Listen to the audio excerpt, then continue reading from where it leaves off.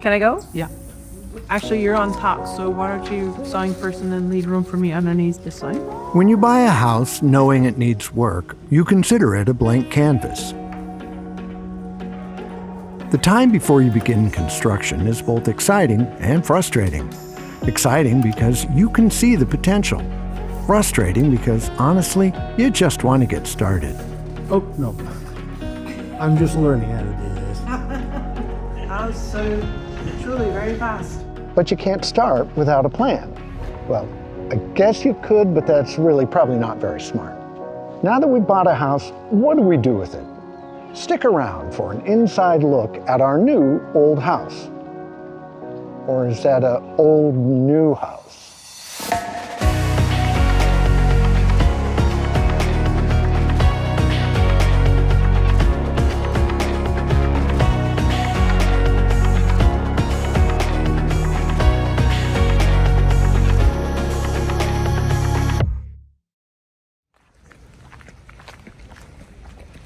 Walking over to get the keys to the house, and honestly, the day's almost kind of anticlimactic. Today's the day we officially own the house. You're at the property. Darcy's still putting her shoes on. This is Chris, the listing broker. I told her she could come over in bare feet.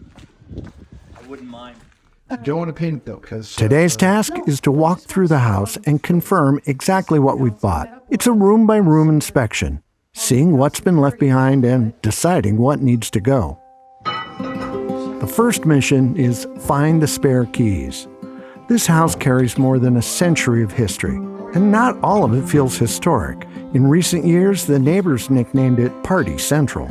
A few of the folks who came to bid on work confessed they already knew the code to the front door. So turning over every drawer and cupboard feels less like spring cleaning and more like a security check. If there are no keys, then there must be a bunch in circulation.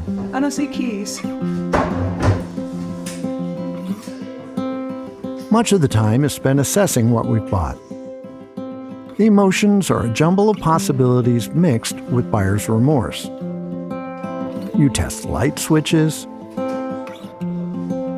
You snap photographs of random things you might want to reference going forward. And you try and keep track of each other in this new space. Where are you? There's a mattress around to your right. Do you see it? Where's a mattress? Oh, okay. 2 of them.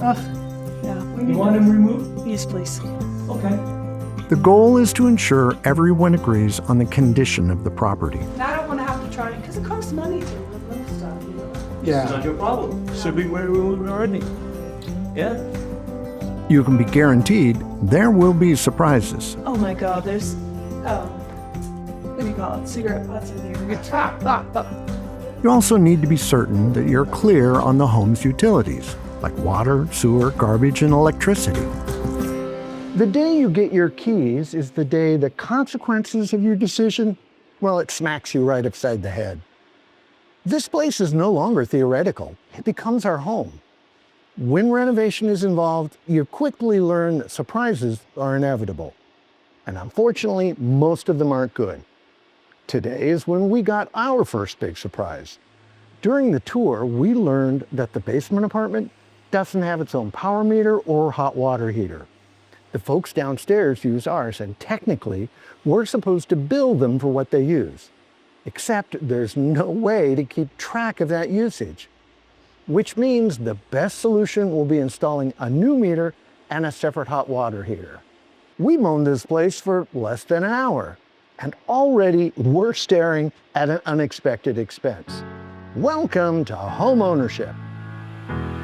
From the start, it's obvious there are jobs we can't touch. That's why we put real effort into finding craftspeople with the skill to do them right. For us, this isn't just about hiring labor. It's about building a community of artisans, builders, and designers who see this house as more than just another job. This matters to us because permanence isn't only about owning a home. It's about the hands that shape it. We want people who put their heart and soul into their work, people who take pride in details that most will never notice. their work will outlast our ownership of the home. In a way, their craft will be interwoven into the house's story, and that's something to celebrate. Before we even think of swinging a hammer, we're investing months trying to figure out what this house can become. Not just the layout, but searching out the details that will shape it into a home. We pored over magazines and websites. We stopped in showrooms, walking out with stacks of brochures. We wandered through every hardware, plumbing, and lighting store in Bergen. Every trip seems to raise more questions than answers.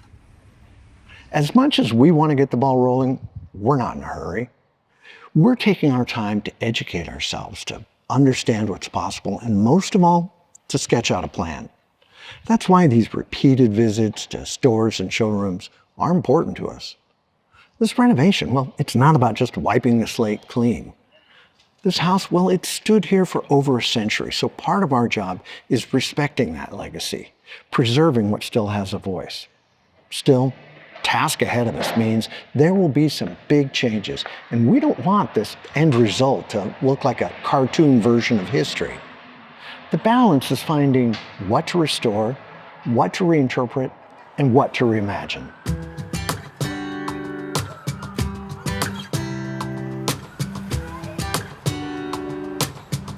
It makes me nervous because it's so light that it would... We're not shy. Maybe that's the American side of us. So every time we enter a showroom, we ask a lot of questions. Small brown accents in the room, do you know what I mean? So it might... Showrooms matter because this is where you test ideas against reality.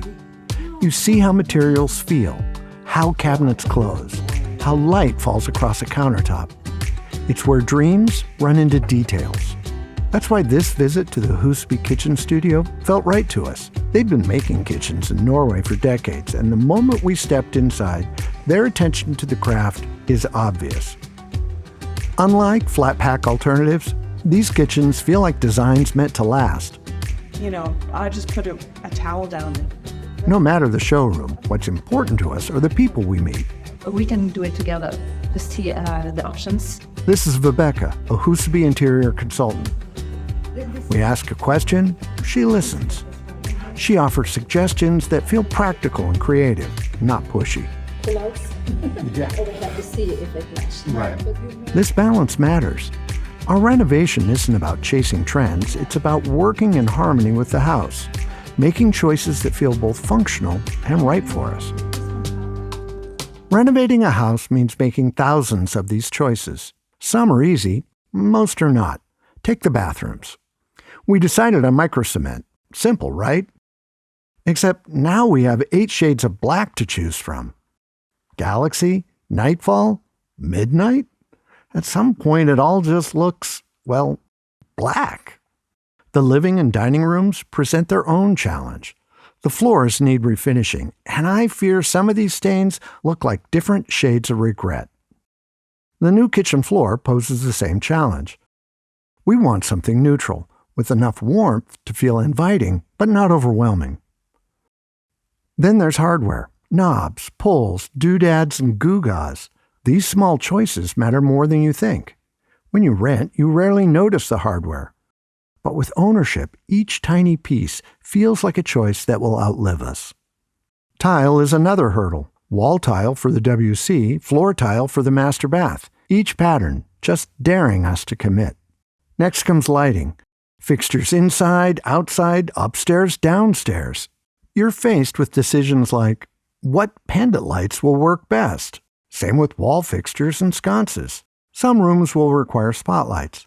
And then there's ceiling lights. I'm well aware of their importance, not just for illumination, but for all those times that I lay in bed, staring at the ceiling, wondering how we'll pay for all this stuff. And we can't forget exterior lighting. The final decisions are the fixtures for the living and dining rooms. Restoration means they'll need some history. The dark one is too contemporary. This one is a reproduction. A crystal chandelier, not our vibe. This one is unavailable. The copper one is close, but not quite right. Eventually, we choose this early 20th century Art Nouveau acorn lamp that we found in a Bergen antique shop, and a 1930s treasure by Paavo Tennille that we found on Finn. As you can see, for each room, we face 1,000 little decisions. Designing the house is a granular process, layered with interleaved dependencies. It's a sort of aesthetic calculus. For us, this process is fun. Every choice balances imagination with what's practical. But really, it comes down to what makes us happy. Our taste. My mom was a professional painter, and she taught me something early on. You can argue technique, you can argue aesthetics, but you can't really argue taste. You either like it or you don't. So that's why I want to say this up front. Some of you will appreciate the choices we're making. Some of you won't. That's fine. These are the choices for our house. You'd make different ones for yours. So let me share an example of our aesthetic choices. I'll leave it to you to decide if it doesn't work for you or if you like it. Let's look at the dining room. Darcy knew from the start that she wanted it to feel traditional, with wallpaper and wainscoting. For inspiration, we pored over magazines and surfed the web. I snapped photos whenever we saw something that caught our eye, like the entrance to our apartment. These images helped frame the first choice. What kind of woodwork should we use? Should the panels form squares, rectangles, or run vertically? After looking at a gazillion examples, we felt that with the scale of our dining room, vertical lines would work best. Next came wallpaper. Darcy sifted through pattern books, eventually falling for a William Morris poppy print.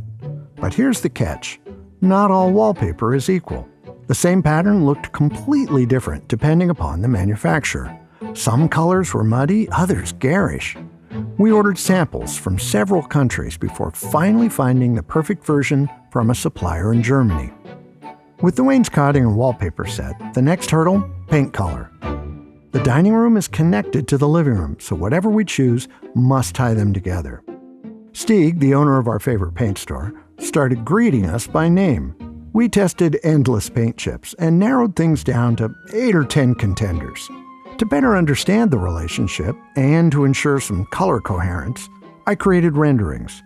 This way, we could test different wall colors virtually, evaluating how they might feel when you're in the dining room looking towards the living room. Finally, we bought samples and painted boards so we could see the tones in the room's light. And of course, the one we love, it's not available in Norway. Fortunately, Stieg found the RAL color code, so the plan is for him to mix it up for us. I mentioned that my mom was a painter. In fact, the entire family knows how to draw, except me. Clearly, that gene missed the memo. However, I can connect dots and make circles, so I can create plans. For the first 3 months, most of my time is spent here, sketching ideas for the house on my computer. Torstein, our project manager, started calling my plans the little drawings. Most people would do this in CAD, a computer-assisted design program. However, I guess I'm either too impatient or too lazy to learn it. Instead, I stick with what I know, Photoshop. Let's be honest, Photoshop sucks at making plans. I've had to invent workarounds to keep things in scale, square the lines, and turn those little drawings into something actually useful. My workaround is to shoot a high-resolution photo of the room, square it up, and scale it with the actual measurements. That gives me a reference to start designing. Is it efficient? No. Is it the best way? No. Would investing the time to learn CAD be a better choice? Most certainly. But this method lets me keep drawing, staying in a creative flow, instead of hunting through drop-down menus for a tool that may or may not exist. I'm investing this time because Darcy and I need everyone, literally, on the same page. Confusion leads to mistakes, and mistakes cost time, and more importantly, money. The other tool I'm using constantly, OneNote. I keep a notebook divided by rooms and categories where I load drawings, schematics, renderings, and links. The links are critical. They track everything: plumbing fixtures, paint color, flooring, lights, drawer pulls, doorknobs. And yes, I've become a guy who keeps lists of doorknobs. But to get through this project, we have to be organized. I was thinking, I don't need OneNote helps most when we're working with a designer. If there's a question, I can usually find the answer. That's especially important as we sort out the kitchen. We know from the start this will be the single biggest investment in the house, which is why meeting Rebecca was such a relief. She can build on Darcy's concepts and incorporate ideas that go beyond what was imagined. So, Much better. yeah. So what do you think, honey? Do you want to talk through the kitchen? Yeah. I think it looks great. When I saw it, I said, "Oh my God, that looks so good!" And I wish you could have seen how excited I was. And so now I'm already thinking about, Let's talk about positives first. So what's working for you, and then we'll talk about the... I just love the bright airiness of it, and I'm really excited about the fact that we can have an island, and that there's enough space to get through it. Everything. Yeah. I think it's great. You can just go through the. I like that there's some other design there that. Oh, me too, that it doesn't make it feel like a huge wall, like a fortress. It'd be really cute. Do you like this one that you go in between the cabinets and this side? Yeah, that's fine. That's actually going to have to be because the door's going to be here, and then. So you like the idea of using the whole area? Yeah. Even though, it's going to be like walking into a little tiny hallway. Yeah. I still, it's going to be, it's going to How you something like this? Yeah, and that's fine. Yeah. I don't like the shelf. So, do you want me to put in the cabinets all the way? Yeah, I would. Yeah. Yeah. What about the... There's no molding in there. The crown molding is not there. This part of the room, between, so this part of the room has no crown molding, only this part of the room. Okay, so we can go all Exactly right. from this cabinet and all. Yes, absolutely. Actually, from this cabinet. Okay, so Because we just this see- is the delineation of the room. This is the, From here to here. Yeah. It's not a problem to change it, okay. but this is, as you say, just to keep you thinking about what. Yes, exactly right. Yeah. I was thinking just use 40 centimeters of this space to have that pull out on this side. Brilliant. Yeah. Yes. Yeah. Because then we can keep the KitchenAid there. Yeah. Oh, and it's right where you're going to use it. And it works And of really well course- with the refrigerator here because then we turn and put things. Right. And so And fine. kind of the Perfect. way we were thinking about trying to not have too many steps is this is sort of the work area. So you're pivoting here, and so each area has a different job. So when we go through all the cabinets today, and then I'll make a new drawer, and then I can take a picture of each wall, and so you can see the dimensions. Okay, perfect.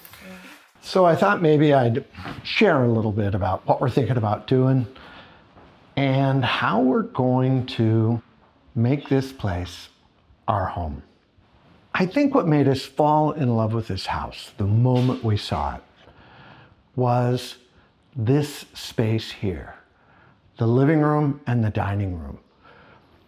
In these rooms, we are less the homeowners and really we're the caretakers for the next people who own this place. We're not gonna change all of the things that give this place soul, that give it heritage, that give it a voice as a house. The place is 120, 130 years old. We don't really know how old the place is.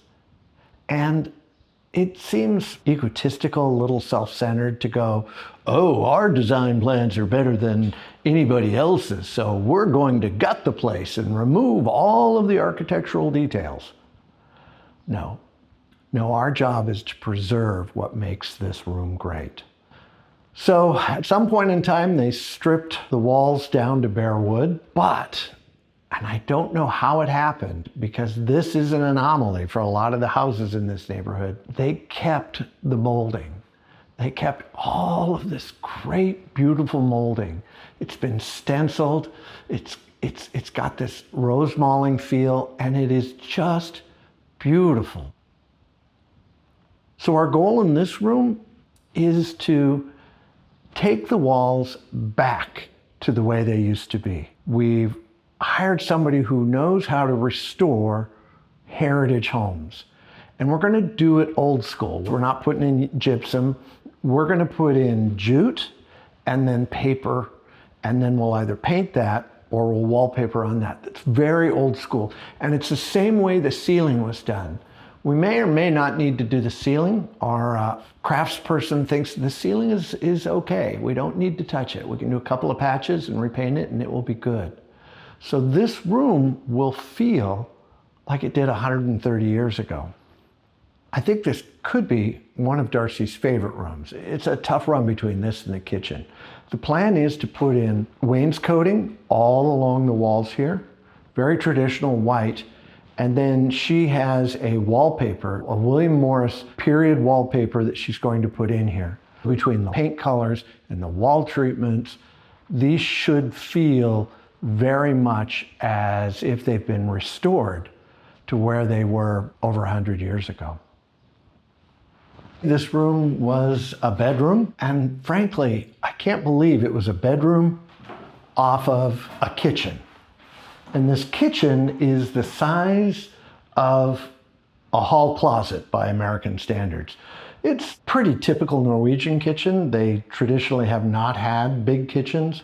We cook, and for us, the kitchen is the heart of the home. And so our goal is to find a way to marry the fact that this is not a new house, but have all of the sort of contemporary resources that you have in a kitchen. A big kitchen, induction cooktop, lots of cabinets. So this room is going to have a lot of changes. We will open up a very large percentage of this wall. We'll need to have a beam along the top for support. We will be preserving the molding that's in this room. The walls are going to be whitewashed so that it's a nice clean feel. This is where the sink and the dishwasher, and it's right across from where the refrigerator is going to be. And then in here, what's currently the kitchen is going to be storage all up against this wall here. There's going to be a butler's pantry back over in that area over there. What's interesting though is the door that's here, it doesn't make any sense. Currently, you come up the stairs, have to turn left, and then go into the kitchen where you go right. And really that should be a straight shot from the top of the stairs directly into the kitchen. So this whole wall will demo and then reconfigure it to where the door's in the center of the room rather than just to one side. That will help us have better entrance from the top of the stairs directly into the kitchen. The flow is going to look a lot better. I've designed a stained glass door that should tie everything in together. And this will be just a really nice space for us. The next major change is here in the entryway. Currently there's like a, I don't know what it is, a niche, whatever you want to call it, area here.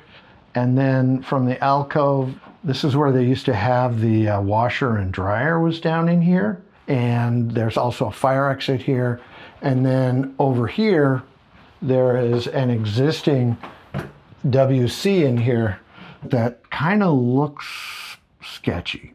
So the plan here is we're going to build a wall currently where these are, and then this area will be a longer water closet.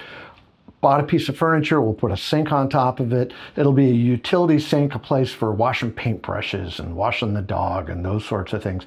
And it'll be a nice, longer, better use of space here with a door that comes from the side rather than from the end.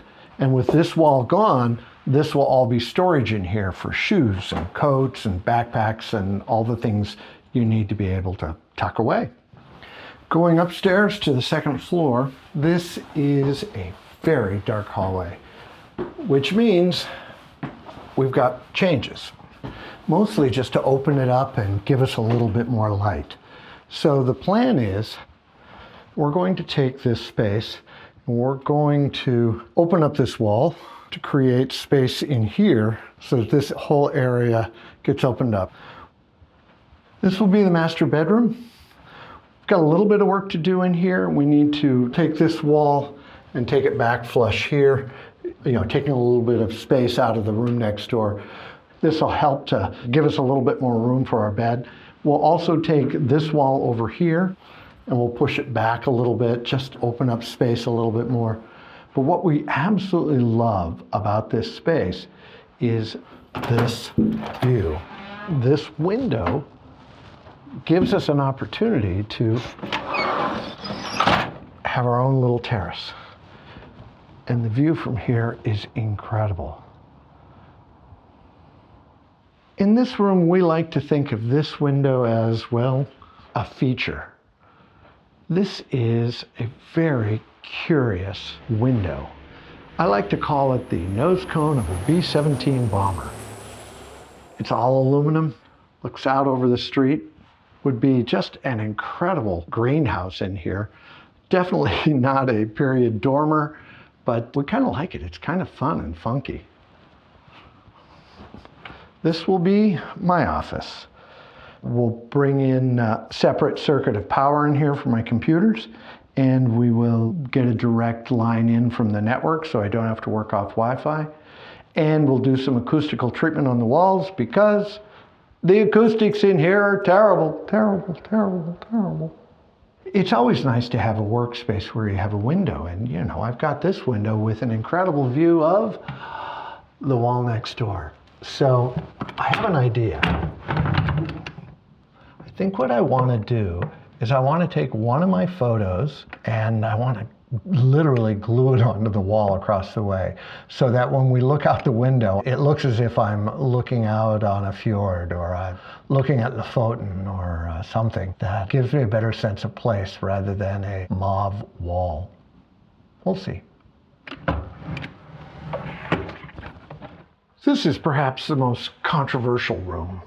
This is the bathroom. It is wild. Not exactly certain what they were thinking when they designed the color scheme in here. Who in the world thought this was a good look? Those light fixtures are a treat. I just can't imagine waking up in the morning and going, oh, geez. I find that folks either love it or you hate it. I am not a fan. So, major changes in here. We will have new tile floors, micro cement on the walls, new tub, and this is where the washer dryer is going to go. Hopefully this place will feel far more inviting than something that is just going to be a little bit scary first thing in the morning. Being in the heart of the city, there was one thing we absolutely had to have, and that is a terrace, a rooftop deck. This is an incredible space up here, and we have someplace that is just an oasis in the city. We knew we needed to have someplace that was outdoors and uniquely ours. And on a beautiful day like today, being able to sit up here in the sun, just glorious. It's not exactly a garden, I'll miss that, but I'll put some containers up here, that is if the roof will take the weight, and I'll be able to have a little bit of greenery. And it's just an amazing opportunity to just look at Fløyen, to look at Ulriken, and to look out over the rooftop. It's just, on a day like today, it's just a glorious space. So there you go, from camouflaging a view of our neighbor's wall to a bathroom that feels more like a cautionary tale. These are our plans, room by room, in excruciating detail. Our excitement about this transformation reflects our belief in the possibilities of this house. This evolution is what we want to share going forward. Leaving America was a bit scary, but buying a house, committing to a life in Norway, I think that's the real leap. While this series is called Moving to Norway, I think the real story is about living in Norway. It's about making Norway our home. By now, I'm sure you've figured out I'm recording this well after that tour of the house. We bought this place over a year ago, and if you've ever tackled a project like this, you know how consuming it is. After 16 months, we're finally nearing the finishing line. Only now do we have the time and perspective to cobble together the stories that we captured during construction. The focus of the next few episodes will be about the process of converting this house into our home. We'll share the lessons, the dreams, and the disappointments of trying to balance heritage with usable space. You'll see us do much of the work. Okay, some of the work on the house. But don't expect a lot of great do-it-yourself tips because we're no experts. We fail, we succeed, we spend a year in the school of hard knocks. The focus of these stories won't be instruction. It will be what we've learned along the way and how this house has shaped us as we've shaped it. The place may drive us crazy, but it's family now. There's one more thing I want to share about family since a few of you have asked. We came here 4 years ago with our two best friends, Alkai and Ruby. They've been at the center of our lives here. But as we were buying this house, Alkai's health failed and he passed away. We were lucky to have 15 years with him, and we miss him terribly. I wanted to share this with you so you're not confused by his sudden absence in the episodes ahead. He was a good guy, and this absence leaves a hole in our lives. Happy National Dog Day, Alkai. But we carry great memories and plenty of photos to make sure in our family, Alkai's never forgotten.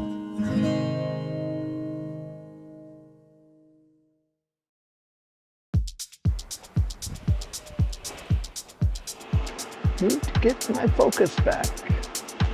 This renovation isn't about wiping the slate clean.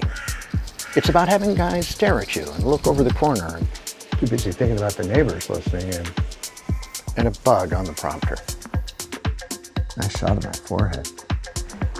Sorry, frog in my throat. Who am I apologizing to, myself? It can be some compelling video.